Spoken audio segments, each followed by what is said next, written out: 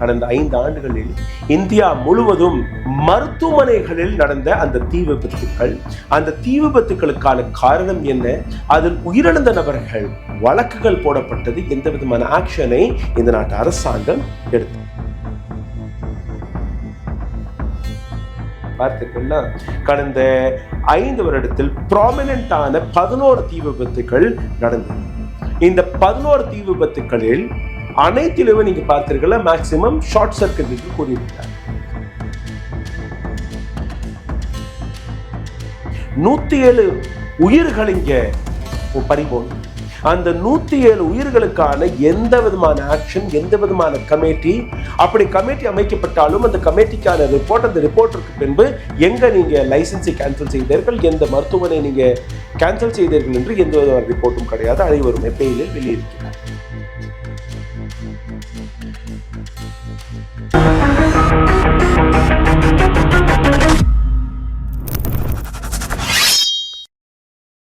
வணக்கம். இந்த நாட்டு அரசாங்கத்துடைய வேலை என்ன? எதற்காக உங்களிடமிருந்து வரிகளை வாங்கி வருகிறார்கள்? வருமான வரி, ஜிஎஸ்டி, செஸ், வேட், இது போன்று டைரக்ட் இன்டைரக்ட் டாக்ஸ். உங்களுக்கு தேவைப்படக்கூடிய அந்த சரியான அடிப்படை வசதிகள், உரிமைகள், அதிகாரங்கள், சட்டங்கள், திட்டங்கள் இதை கொண்டு வந்து சேர்ப்பதற்காக. இதற்காக தான் நீங்கள் வரிகளை செலுத்தி வருகிறீர்கள். எந்த விதமான அடிப்படை வசதி, அதிகாரங்கள், கல்வி, சுற்றுச்சூழல், மருத்துவம், போக்குவரத்து, தண்ணீர், மின்சாரம், இது போன்ற விஷயங்கள், இதெல்லாம் அடிப்படை பேசிக் நீட்ஸ். அதை கூட சரியாக செய்து கொடுக்காமல் அதிலும் ஊழல்களை செய்யக்கூடிய நபர்களை காப்பாற்றக்கூடிய வேலையை ஒரு அரசாங்கம் செய்து வந்தால் அந்த அரசாங்கத்தை நீங்க எப்படி பார்ப்பீர்கள்? உங்களுடைய வரி பணம் எங்க போகிறது என்று நீங்க கேள்வி கேட்கக்கூடாதா? முக்கியமாக மருத்துவமனைகள் இந்த நாட்டில் எப்படி இயங்கிக் கொண்டிருக்கிறது? மருத்துவமனைகளை நம்பி போகலாமா என்கிற ஒரு கேள்வி வருகிறது. மருத்துவ சிகிச்சையை விட்டு விடுங்கள், அங்க இருக்கக்கூடிய சரியான மெயின்டெனன்ஸ் இருக்கிறதா இல்லையா? எத்தனை தீ விபத்துக்களை நீங்க பார்த்து வருகிறீர்கள். இப்போ நவம்பர் மாதத்தில் உத்தரப்பிரதேசத்தில் சின்ன சின்ன குழந்தைகள் அங்க இருக்கக்கூடிய நர்சரி வார்டில் வைக்கப்பட்டார்கள். பிறந்த குழந்தைகள். அந்த குழந்தைகள் கருகி இறந்ததை நீங்க பார்க்கவில்லையா, மறக்கவில்லையா? இது போன்ற எத்தனை தீ விபத்துகள் கடந்த 5 ஆண்டுகளில் நடந்திருக்கிறது. அனைத்திற்கான பேட்டர்ன் ஒரே முறையான பேட்டர்ன், ஒரே முறையான தீ விபத்துகள். அதற்கு சப்மிட் செய்யப்பட்ட பதில் கோர்ட்டில் அதுவும் ஒரே மாதிரியானது. எத்தனை பேர் சிறையில் இருக்கிறார்கள் நீங்க பார்த்தீர்கள்னா யாருமே கிடையாது. அனைவருக்குமே பெயில் கிடைத்து தன்னுடைய வாழ்க்கையை நடத்தி வருகிறார்கள். டாக்டர்களுடைய லைசன்ஸை கூட இவர்கள் ரத்து செய்யவில்லை.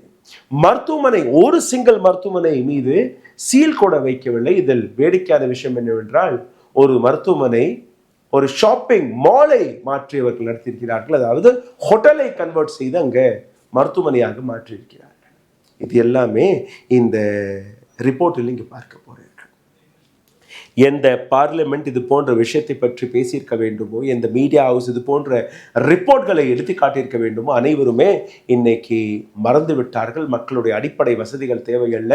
அவர்கள் காட்டக்கூடிய விஷயம், அவர்கள் பேசக்கூடிய விஷயம் தேர்தல் மட்டும்தான். இவிஎம் பற்றி பேசலாம், மகாராஷ்டிராவில் யார் சீஃப் மினிஸ்டர் என்று பேசலாம், ராகுல் காந்தியை தடுத்து நிறுத்திவிட்டார்கள் என்று பேசலாம், அடானியை பற்றி ஒட்டுமொத்த இந்தியாவை பேச வேண்டும் என்கிற கூட்டம் ஒரு பக்கம், பேசக்கூடாது என்கிற கூட்டம் இன்னொரு பக்கம். ஆனால் உங்களுக்கு நேரடியாக பாதிக்கக்கூடிய விஷயங்கள், இதை பற்றி நாம் பேசக்கூடாது என்று நாம் அனைவருமே மறந்து போகிறோம்.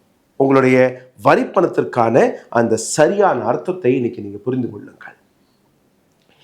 தி இந்தியன் எக்ஸ்பிரஸ் ஒரு தெளிவான ரிப்போர்ட்டை இன்னைக்கு வெளியிட்டிருக்கிறார்கள். கடந்த 5 ஆண்டுகளில் இந்தியா முழுவதும் மருத்துவமனைகளில் நடந்த அந்த தீ விபத்துக்கள், அந்த தீ விபத்துக்களுக்கான காரணம் என்ன, அதில் உயிரிழந்த நபர்கள், அதற்கு காரணமாக இருக்கக்கூடிய நபர்கள், அவர்கள் இன்னைக்கு எங்கே இருக்கிறார்கள், அவர்கள் மீது எந்த விதமான வழக்குகள் போடப்பட்டது, எந்த விதமான ஆக்ஷனை இந்த நாட்டு அரசாங்கம் எடுத்தது. 18 சின்ன சின்ன குழந்தைகள், பிறந்த குழந்தைகள் ஜான்சியில் போன மாதம் அதை பற்றி தான் பேசினேன். உத்தரப்பிரதேசத்தில் இறந்தார். காரணம் ஷார்ட் சர்க்கியூட் என்று காட்டிவிட்டார்கள். ஹெல்த் சிஸ்டம் எப்படி பாதிக்கப்பட்டிருக்கிறது நீங்கள் பார்க்க வேண்டும். இந்தியன் எக்ஸ்பிரஸ் உடைய இந்த ரிப்போர்ட்டில் நீங்கள் பார்த்தீர்கள்னா கடந்த 5 வருடத்தில் ப்ராமினென்ட்டான 11 தீ விபத்துக்கள் நடந்தது. இந்த 11 தீ விபத்துக்களில் அனைத்திலுமே நீங்க பார்த்தீர்களா மேக்சிமம் ஷார்ட் சர்க்கியூட் என்று கூறிவிட்டார்கள். 107 உயிர்கள் இங்க பறிபோனது.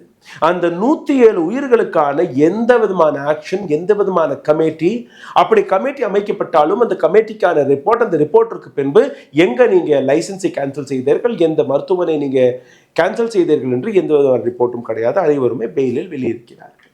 இந்த 11 ப்ராமினன்ட் ஆக்சிடென்ட்ல திட்டமிடப்பட்ட தீ விபத்துக்கள், இதில் 7 தீ விபத்துகளில் கோர்ட் கேசஸ் இன்னும் பெண்டிங்கில் இருக்கிறது. வாய்தா மீது வாய்தா, வாய்தா மீது வாய்தா, வாய்தா மீது வாய்தா, எந்த விதமான நடவடிக்கையும் எடுக்கப்படவில்லை. ஜனவரி 2020 ஆண்டிலிருந்து தொடங்கி 2024 ஆண்டு வரை இந்த 4 வருடத்தில் மட்டும் 105 ரிப்போர்ட்ஸ்கள், 1-2 அல்ல 105 தீ விபத்து ரிப்போர்ட்ஸ்கள் ரெஜிஸ்டர் செய்யப்பட்டது. முக்கியமாக கோவிட் காலகட்டத்தில் மட்டுமே 9 ரிப்போர்ட்ஸ்கள் கோவிட் காலம் 2020, 2021 and 2022. இதில் மிக முக்கியமாக 2021 கோவிட்-2 பீக்கில் இருந்தபோது 5 மிகப்பெரிய தீ விபத்துக்கள் மருத்துவமனைகளில் நடந்தது. அனைத்திற்கான காரணம் ஷார்ட் சர்க்கியூட், மின்சார பிரச்சனை. ஷார்ட் சர்க்கியூட் நடந்தது, அதனால் இந்த தீ விபத்து நடந்து போனது. ஆனால் இதை விசாரித்த போது அதற்கான உண்மைகள் வெளிவந்திருக்கிறது. இதில் மிகப்பெரிய அளவில் பேசிக் சேஃப்டி மெஷர்ஸ்களை இவர்கள் மறைத்திருக்கிறார்கள். அங்கே தீ விபத்து உபகரணங்கள் கிடையாது, ஹோஸ் பைப்ஸ் கிடையாது, ஸ்ப்ரிங்க்லர்ஸ் இருக்கணும். ஸ்ப்ரிங்க்லர்ஸ்னால் நீங்கள் பெரிய பெரிய மாலெல்லாம் பார்த்தீங்கன்னா ஒரு சிகப்பு கலரில் சின்ன மெட்டலில் இருக்கும். அப்படி தீ விபத்து இந்த வெப்பநிலை கொஞ்சமாக மேலே போனாலே அப்படியே அது வெடிக்கும் தானாக. அந்த இடத்துல தண்ணி பாய்ந்து அந்த தீயெல்லாம் அணைஞ்சிடும். அதெல்லாம் கிடையாது.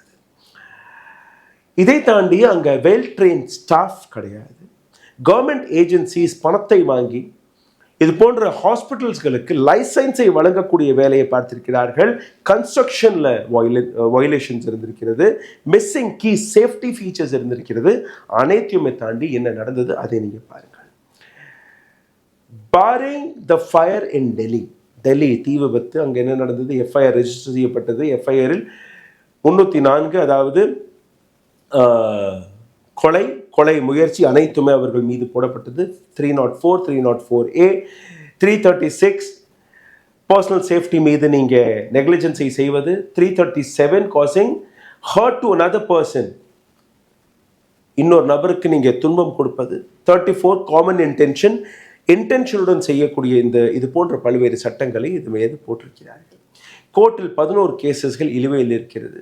இந்த 11 கேசஸ்களில் நீங்கள் பார்த்தீர்களா சின்ன சின்ன குழந்தைகள், அதிகபட்ச குழந்தைகள் உயிரிழந்தது அதுவும் இருக்கிறது. முதல் கேஸ் நீங்கள் பாருங்கள், அகமதாபாத் சிவில் ஹாஸ்பிட்டல், குஜராத் ஆளக்கூடிய மாநிலம்.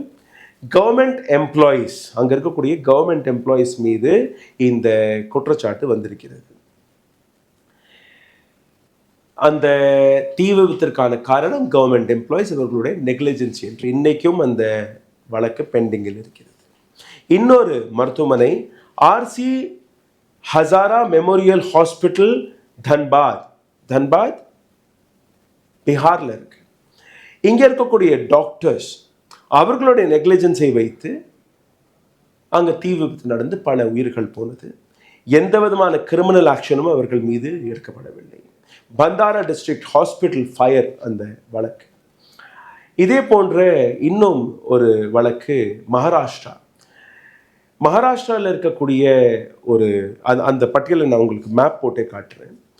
குஜராத்தில் இருக்கக்கூடிய பட்டேல் வெல்ஃபேர் ஹாஸ்பிட்டல், இங்கே கோவிட் காலகட்டத்தில் ஒரு தீ விபத்து நடந்தது. அந்த மருத்துவமனை இன்னைக்கும் தீ விபத்திற்கு பின்பு கூட எந்த விதமான சீல் வைக்கப்படவில்லை. இன்னைக்கும் அது ஆப்ரேஷனில் இருக்கிறது. இதே குஜராத்தில் இருக்கக்கூடிய உதய் சிவானந்த் ஹாஸ்பிட்டல், ஐ ஹாஸ்பிட்டல், இங்கேயும் கோவிட் காலகட்டத்தில் ஒரு தீ விபத்து. இந்த மருத்துவமனையும் இன்னைக்கும் ஃபங்க்ஷனிங்கில் இருக்கிறது. ரமேஷ் ஹாஸ்பிட்டல், இதுவும் கோவிட் சென்டராக எதை மாற்றினாங்க? ஸ்வர்ணா பேலஸ் ஹோட்டல், ஒரு ஹோட்டலாக இருந்த அந்த இடத்தை மாற்றி கோவிட் சென்டராக மாற்றிட்டார்கள். எப்படி? என்ன செய்தீர்கள்? எந்த அடிப்படையில் அதற்கு ஹாஸ்பிட்டல் லைசன்ஸ் கிடைத்தது? யாருக்குமே தெரியாது. அங்கே ஒரு தீ விபத்து நடக்கிறது. அதற்கு பின்பு இன்னைக்கும் அதே இடத்துல அதே காம்ப்ளெக்ஸில் அந்த மருத்துவமனை நடந்து கொண்டு தான் இருக்கிறது. இப்போ நான் ஒரு மேப்பை போட்டு காட்டுகிறேன், கொஞ்சம் பாருங்கள் எத்தனை இடங்களில் இது போன்ற தீ விபத்துகள் நடந்தது என்று. குறிப்பாக நான் இன்னைக்கு காட்டக்கூடியது வெறும் 11 இடங்கள் தான். ஆனால் 105 இடங்களில் இது போன்ற தீ விபத்துகள். இது பெரிய பெரிய இன்சிடென்ட் மட்டும்தான். பராஜ் குஜராத்தில் 18 பேர் உயிரிழந்தார்கள். ட்ரையல் ஆன்கோயிங், 9 அக்யூஸ்ட்கள், 9 பேர் இதில் எல்லாருமே பெயிலில் இருக்காங்க. இதே அகமதாபாத் குஜராத்தில் இருக்கக்கூடிய இன்னொரு மருத்துவமனை 8 பேர் உயிரிழந்தார்கள். Trial ongoing, accused are on bail. இதே குஜராத்தில் இருக்கக்கூடிய 3வது மருத்துவமனை 5 பேர் உயிரிழப்பு, அக்யூஸ்ட் 5 பேர், 5 பேரும் பெயிலில் வெளியில் ட்ரையல் நடந்திருக்கு. மகாராஷ்டிரா வாங்க, மகாராஷ்டிராவில் 15 பேர் உயிரிழந்தார்கள். விரார்ல இருக்கக்கூடிய ஒரு மருத்துவமனை, அங்க 2 பேர் அக்யூஸ்ட், 2 பேருமே பெயில். இதே மகாராஷ்டிரா மும்பையில் இருக்கக்கூடிய இன்னொரு தீ விபத்து, அதில் 11 பேர் உயிரிழப்பு, 2 பேர் அக்யூஸ்ட், 2 பேருமே வெளியில். அஹமத் நகர் மகாராஷ்டிரா, அங்கே 11 பேர் இன்னொரு இடத்துல உயிரிழந்தார்கள். அங்கேயும் ப்ரொசீடிங் பெண்டிங்கில் இருக்கு. எந்த விதமான ஆக்ஷன் எடுக்கப்படவில்லை. யாரு மீதும் எந்த விதமான குற்றப்பத்திரிகையும் தாக்கல் செய்யப்படவில்லை.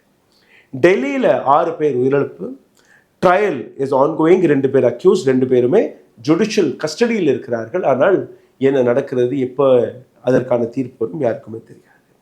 ஜபல்பூர் மத்திய பிரதேஷ், இங்கேயும் ட்ரையல் ஆன்கோயிங், 8 பேர் உயிரிழப்பு. தன்பாத் ஜார்க்கண்ட், பீகாருக்கு அருகே இருக்கக்கூடிய முன்னாள் பீகார், இப்போ ஜார்க்கண்ட் தனி மாநிலம், 5 பேர் உயிரிழப்பு. ஓனர் டிசீஸ்ட், அந்த மருத்துவமனையுடைய ஓனரே காலமானார். இதற்கு மேலே எந்த வழக்கும் கிடையாது. விஜயவாடா ஆந்திர பிரதேஷ் 10 பேர் உயிரிழப்பு, 5 பேர் அக்யூஸ்ட், 5 பேருமே வெளியில். பண்டாரா மகாராஷ்டிரா 10 பேர் உயிரிழப்பு, எந்த விதமான கிரிமினல் சார்ஜஸ், எந்த விதமான கிரிமினல் ஆக்ஷனும் எடுக்கப்படவில்லை. இப்போ இதற்கான காரணங்களை கொஞ்சம் அலசி பார்க்கலாம்.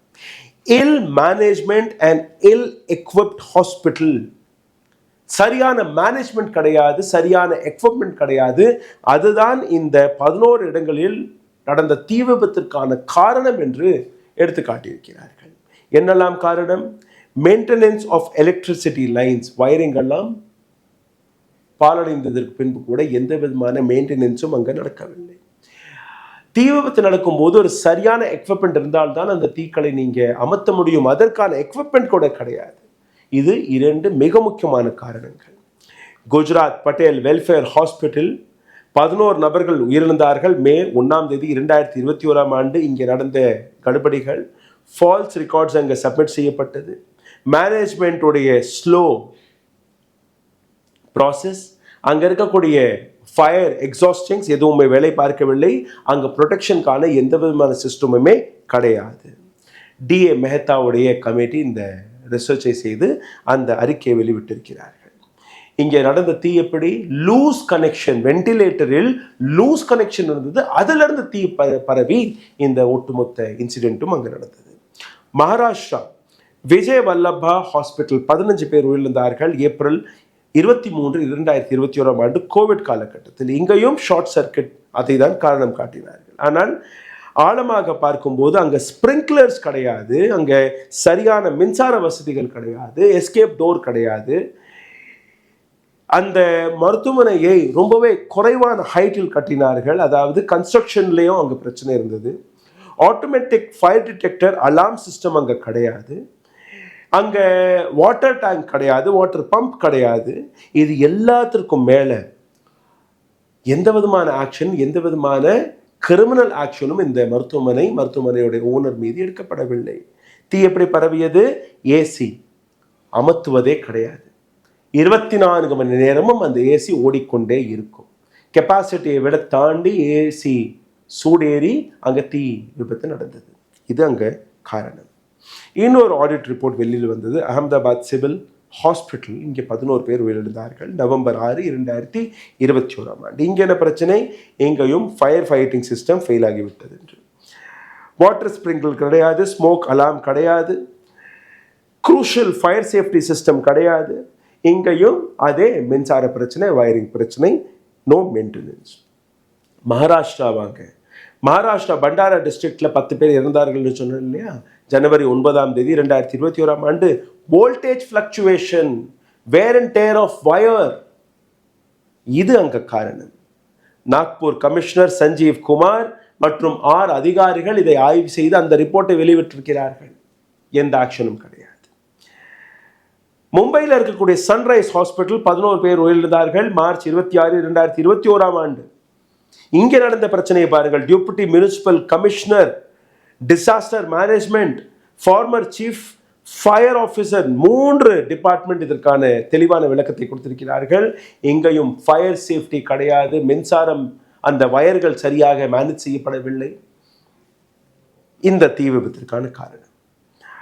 ஆந்திர பிரதேசத்தில் இருக்கக்கூடிய ஹோட்டல் ஸ்வர்ண பேலஸ் பணத்திற்கு ஆசைப்பட்டு அதிகாரிகளுக்கு பணத்தை கொடுத்து அதை மருத்துவமனையாக மாற்றிவிட்டார்கள். இங்கேயும் நீங்க பார்த்தீர்கள், சென்னையில் எத்தனையோ ஹோட்டல்களை அப்படியே மருத்துவமனையாக மாற்றினார்கள். இன்னைக்கும் அந்த ஹோட்டல் இப்ப மருத்துவமனையாக தான் இயங்கிக் கொண்டிருக்கிறது.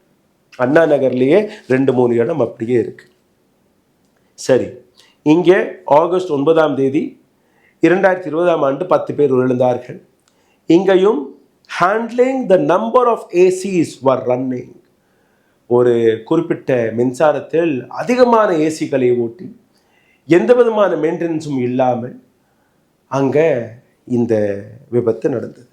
இங்கேயும் நோ ஃபயர் அலாம், ஸ்ப்ரிங்க்லர்ஸ் கிடையாது, ஃபயர் ஃபைட்டிங் எக்யூப்மெண்ட்ஸ் கிடையாது, எதுவுமே கிடையாது.